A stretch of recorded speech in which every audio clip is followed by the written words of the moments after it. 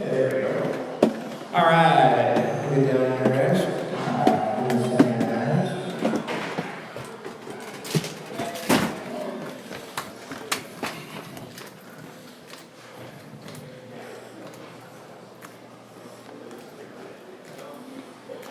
This is the TLR RC Clinic.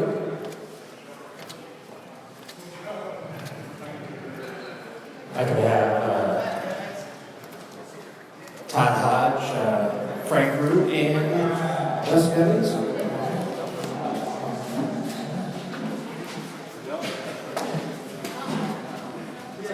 Come on out here.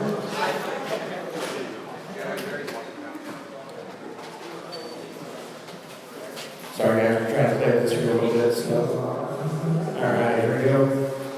Alright, everyone knows who I am. I'm Chad Brockman Moore, C Raceway. Here we have Dustin Evans, Frank Root, and Todd Hodge. Let's see. We'll take this off. Yes, we are. These are people from TLR. Everyone knows Dustin Evans, team driver, of course. Frank Root, product development. Yeah, product developer for all the 10 scale electric vehicles. Run up front and shut off that.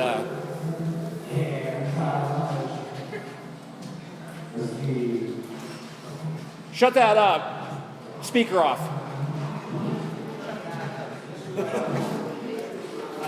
No, the big one. Yeah. Team driver, of course. Frank Root, product development. Oh, he's got it up here. That's why. Hey, yeah, echo up here. Hold on a second here, guys. Hold this for a second. Your selfie stick? Yeah. Don't mess it up. Don't mess it up. That's the best part.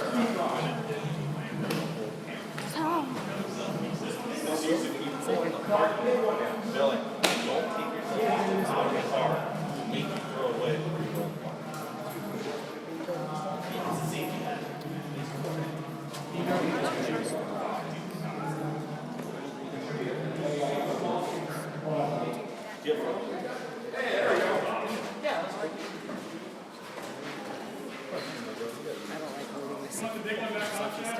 No. All right. Sorry about that one. Hey, something new we're trying here. All right. So here we go again. Of course, Frank Root here, and we also have Todd Hodge. Todd Hodge you've been racing for a long time now, haven't you? Yeah, pretty 20-some years, I guess. Yeah. Todd Hodge started off as a racer. Yep. So did Frank, of course, and you guys moved up into Team Losi ranks. And Todd Hodge, you are now Program manager for Losi and Team Losi. okay. These guys right here started where you guys are at one point in time, worked their way up, tried hard, and got where they're at right now.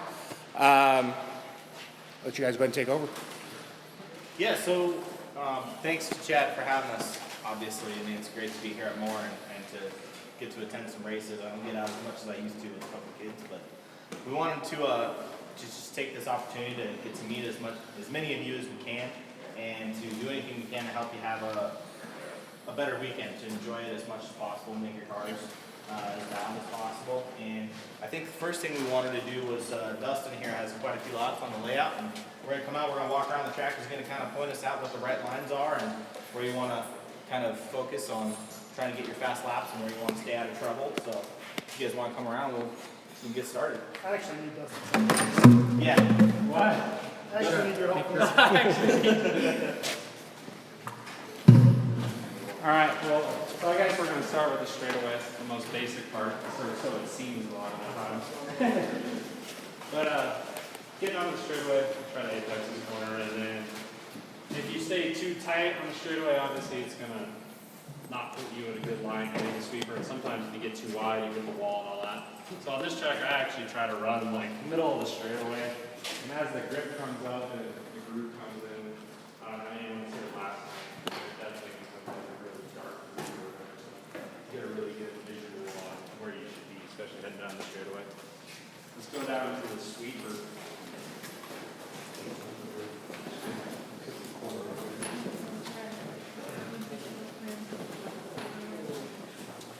This is the sweeper, seems pretty basic. Right now it's pretty easy to get through, but as the grip gets higher, you'll see people flip it really easy, especially with the single in the middle of it. How I've always driven sweepers and everything, and especially stuff I do here, is I actually let off pretty early on the straightaway and just try to pick the tight line and drive smooth. If you try to drive too hard into here, sometimes you'll get wide or get loose and all that. And the major thing is getting in and turn and getting square for the single. If you're still trying to turn, like you'll fly out there, or it's easy to like go up and you land on two wheels and flip into that corner. So right now, this part of the track I would say is definitely not too difficult, but as the grip comes up this weekend, this is going to become one of the more difficult parts of the track. A lot of people are going to be using hockey glass. When you say you get off the gas on the straightaway, how far back? I can't say So exactly. you're coasting all the way through the turn? It's a team secret. Are you hitting any gas like in the turn? Well, that's like, so more than like, for me, I've always, instead of driving the car really hard and like letting off in the corner, like for a sweeper, like I'll let off a little earlier, coast in, and then just kind of drive the car through the corner. And how far into the corner before you get back on?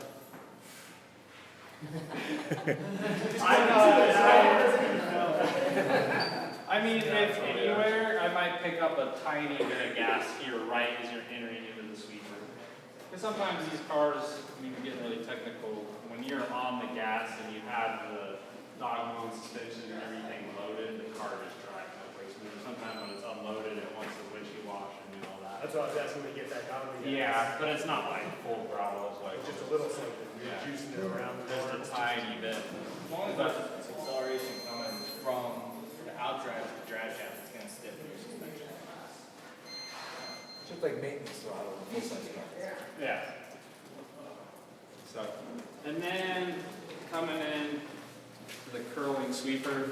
This really right here for me is really what sets up all the way till the end of this tabletop corner. Like literally this corner right here starts me the setup for the hip jump, which I know is probably the toughest part of the track for the majority of people.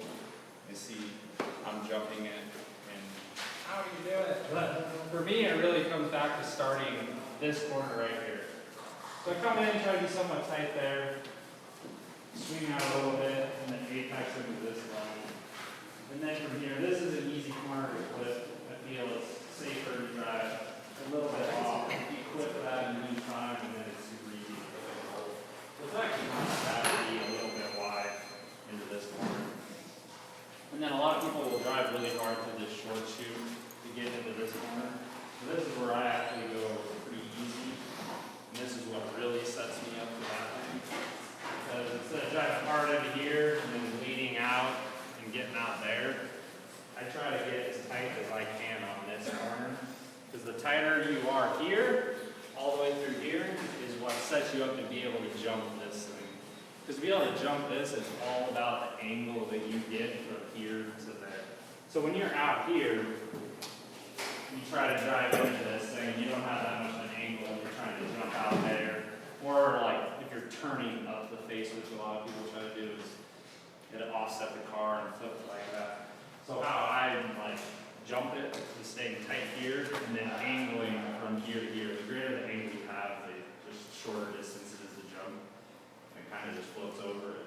And if you're not turning or doing anything, even if you don't jump it, if you just roll into it, it'll roll over it really smooth. But for me, it all comes out to just only doing a step from there, and then all over around. Like not overdriving these. Because the second you overdrive this, then coming down this, coming downhill off hammer, the car will push out. And as soon as you're out here, then you're really offline. And then you really, when it makes it easier, you try to cut back in, you hit the cowbell, or you jump wide, and then it's better to just make it really safe to roll over. Are you trail breaking through here? Are you trail breaking through here at all? Or just, No, just I roll? actually really just let the car roll all through here. Not letting the car get upset or anything like that. I noticed when you were coming off that jump, you were constantly turning to the left in the air. I mean, that gets into some Is that pretty just- specific, like setting the car. But I mean, even if you're not jumping it or trying to clear the whole thing, just the better angle you have from this point to that point, just the easier you're going to get through it. Whether it's just rolling, so you're just going to come up and roll. If you come up here, you might jump, clip, do that, and stuff like that. Even if you just, it just kind of. Put your foot to where you're trying to hit. I honestly don't know. I understand. I can't tell when I'm hitting it. I just kind of. It's one of those things too. I don't know. When you think about it, it kind of is. It seems like that. I just commit to the line from here. Like I know from here where I'm going to end up over there. Like I don't think anything about that corner. Like, that corner in my mind is just. But you just see it straight. Watching you drive, you would mean right out here. Yeah. Leaving about here, and landing about here. Right, so pretty much almost just a little more than that angle. So like I said, even if you don't go the speed to like jump it, even if you just straight line and go into it roll, it's the safest, fastest roll over it. Like I've seen a lot of guys at 17.5 doing that. If you happen to come out, like if you wind up out here, the safe way is to for sure roll up, turn, roll off. But that's probably, I mean that's safe, but it's definitely going to be, you lose a couple tenths every lap doing that. So, but like I said, for me this corner is all about right here. Like I know when I hit my mark here, that I'm good for that. When I'm out here, that's when I'm kind of like second guess whether I'm going to try to do it.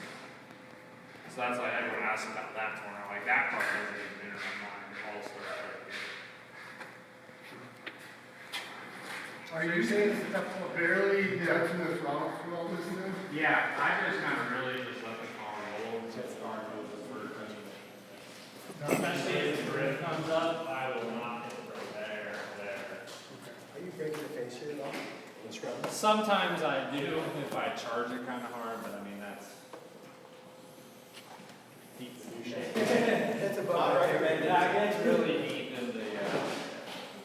But you're racing lots and you're going so much faster. Yeah, I mean, as I said, like just if you just drive out of this, if you can get this line as straight as possible to pretty much what Chad is, that's going to be the best line for it.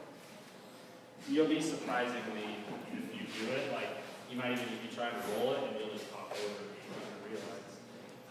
But like I said, it all starts here. For that.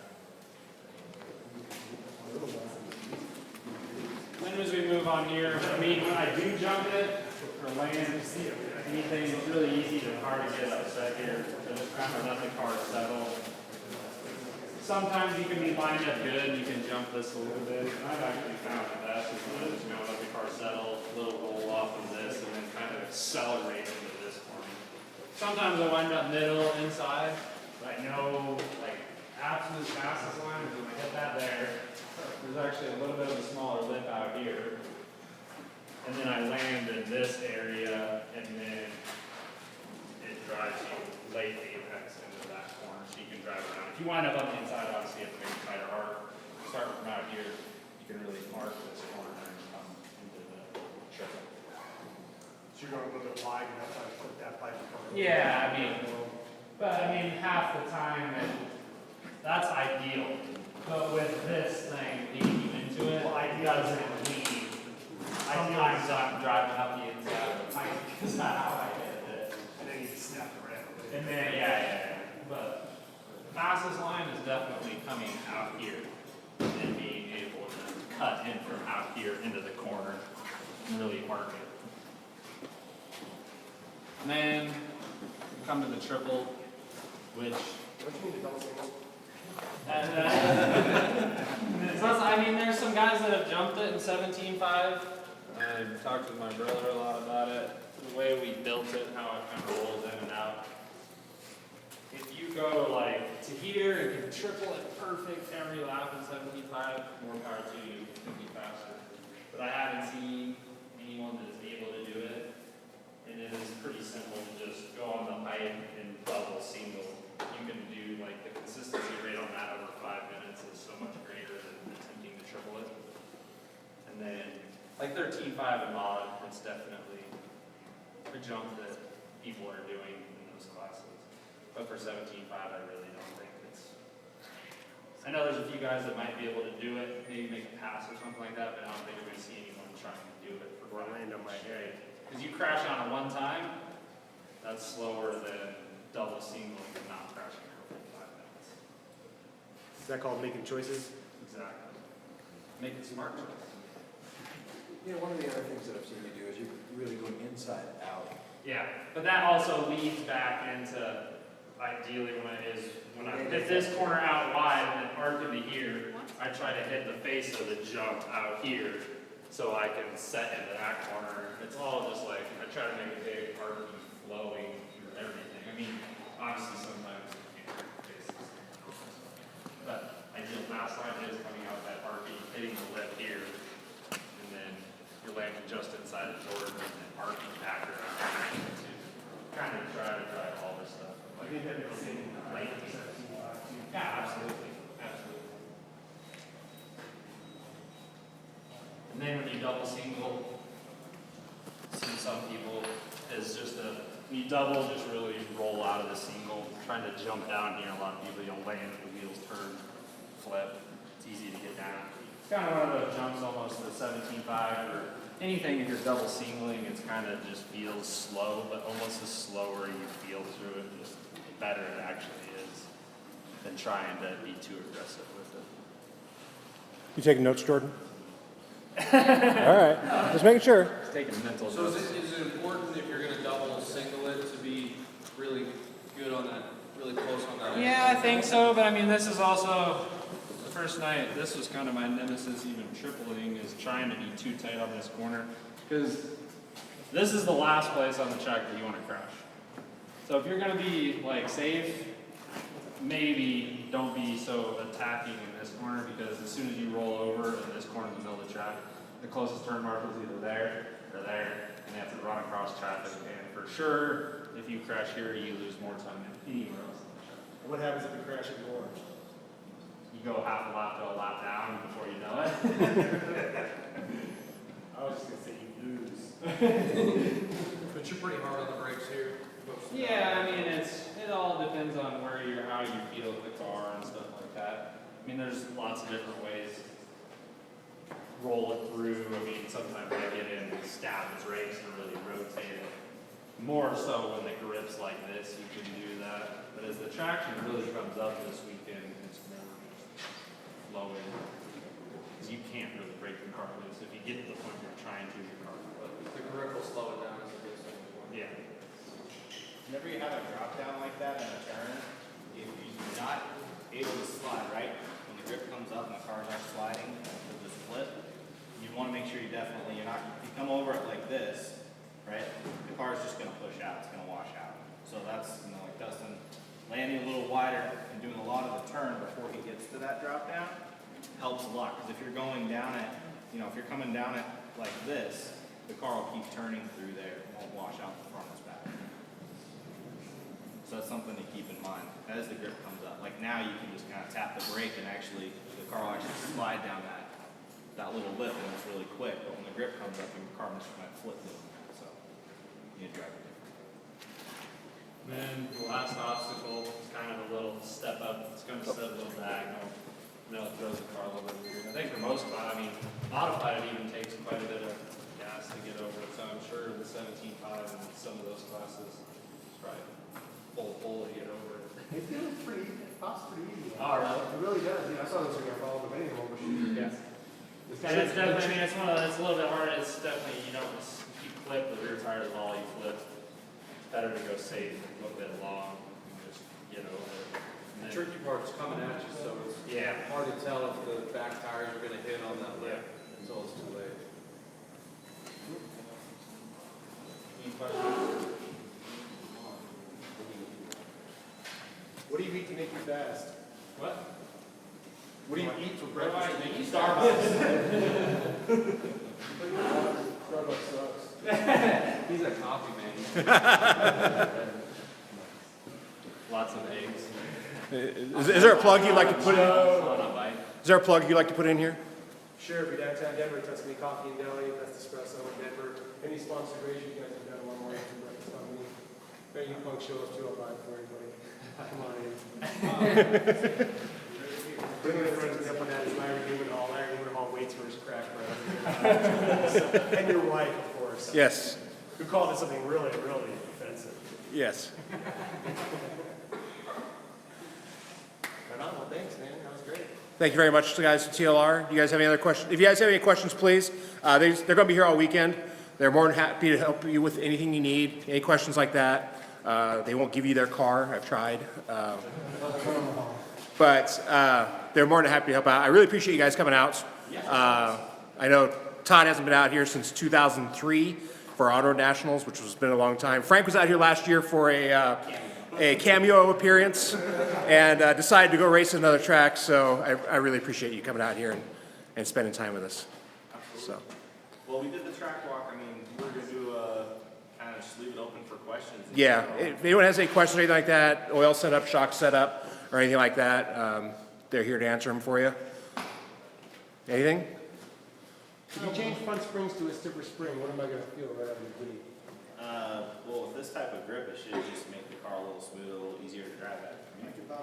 Yeah, he did that. First, he ran his first back, he's like, what front spring are you guys running? Here, put these on. How do you tell what to change? Like when you're going between pistons, oils, springs, and everything else like that, when is the threshold between like I need to bump up to a different piston or a different oil and leave the rest the same? Are there any clear indicators there? I mean, I think it's different for everybody, but for me, I think of spring as how much your car is going to roll, and oil as how quickly it's going to do it. So changing your oil just kind of smooths the car down, makes it react slower, like if you go thicker, or obviously quicker if you go thinner. But the spring is really controlling how much you're going to roll. So one thing that's important is there's a window, right, of what kind of dampening you need to be in for each spring. If you're outside that window and the dampening's too thin, your car will get really springy and bouncy and start reacting too quick. If the oil's too thick, the car will be lazy and dead, and it'll get basically down in the set. It'll get through the oil, and the spring isn't enough to kind of pull it back out of the set, and your car will start doing weird stuff in the middle of the turn. So you can always kind of, if you change your spring, like Todd changed his spring, it's usually good to feel it on the table. And if your car, springs back up real quick in the front end, it's probably not going to drive right on the track. So sometimes you change your oil with your spring. They really need to kind of match, or at least be in a certain ballpark. And you definitely want to make sure that you're in the same ballpark front and rear. One thing I do is check my ride height or whatever. I'll play with the car. I'll push it all the way down, and I'll let the car go and make sure that the front's not chasing the rear of the front. One's coming up way quicker than the other. So that's spring and oil. I mean, camber links are a little bit different. It's, roll centers. I think roll centers, when your car is driving differently in different parts of the turn, you can tune those more with roll centers. When your car is not driving like you want it all the way through the turn, that's more spring oil for me. Yeah, I mean, it's super complicated. It's hard to explain because you can make a change on one track, but on a different track condition, it can do the opposite that it did. It's like, I mean, for me, for the majority of us, you can kind of get a base setup. Like here, I'm running the exact same setup that I ran in the Reed race, which is the track's as big as the building. Like most people wouldn't necessarily make sense of it, but I feel when you get a good balance and setup on the car, it should be pretty good everywhere. Maybe a little fine tuning say 80-90% of everything's tires. If your tires aren't right, especially here, I'm sure a lot of guys know as the grip comes up, if the front tires are too worn out, the car gets really aggressive and steers too much with a newer set on and makes it easier to drive. It's really, especially all these indoor tracks nowadays, it's really a big balance of tires in front and rear. I mean, at the end of the day, if your tires aren't right, it doesn't matter what you do to the car, it's never going to be good. And I think like 3.0 since it's come out, we really, I feel like we have the right roll centers, camber lengths, and like the base geometry on the car. And then when we go from lower bite to higher bite, higher speed, lower speed, we just a little bit of spring and a little bit of oil just to speed the car up or slow it down to kind of match the pace of the track. The layout before Reedy Race at OCRC was really slow and technical in the infield. And as soon as we started running at Reedy Race, at least the guys that were local, we went up 2.5 weight oil and 1 spring in the front just to kind of slow the car down because the track was really high speed and really flowing, and you were going really fast.